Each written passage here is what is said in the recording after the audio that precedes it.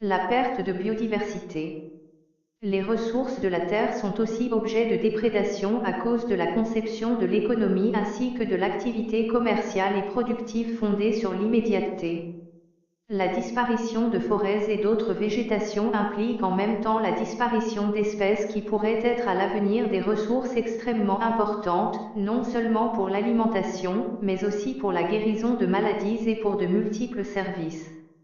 Les diverses espèces contiennent des gènes qui peuvent être des ressources clés pour subvenir, à l'avenir, à certaines nécessités humaines ou pour réguler certains problèmes de l'environnement. Mais il ne suffit pas de penser aux différentes espèces seulement comme à d'éventuelles ressources exploitables, en oubliant qu'elles ont une valeur en elles-mêmes.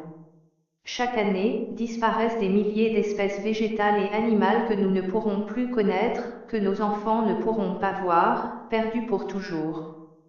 L'immense majorité disparaît pour des raisons qui tiennent à une action humaine. Probablement, cela nous inquiète d'avoir connaissance de l'extinction d'un mammifère ou d'un oiseau, à cause de leur visibilité plus grande. Mais, pour le bon fonctionnement des écosystèmes, les champignons, les algues, les vers, les insectes, les reptiles et l'innombrable variété de micro-organismes sont aussi nécessaires. Certaines espèces peu nombreuses, qui sont d'habitude imperceptibles, jouent un rôle fondamental pour établir l'équilibre d'un lieu.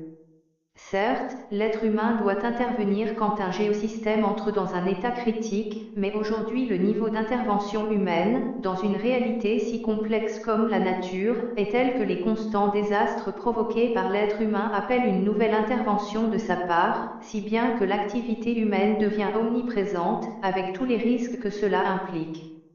Il se crée en général un cercle vicieux où l'intervention de l'être humain pour résoudre une difficulté, bien des fois, aggrave encore plus la situation. Par exemple, beaucoup d'oiseaux et d'insectes qui disparaissent à cause des agrotoxiques créés par la technologie, sont utiles à cette même agriculture et leur disparition devra être substituée par une autre intervention technologique qui produira probablement d'autres effets nocifs.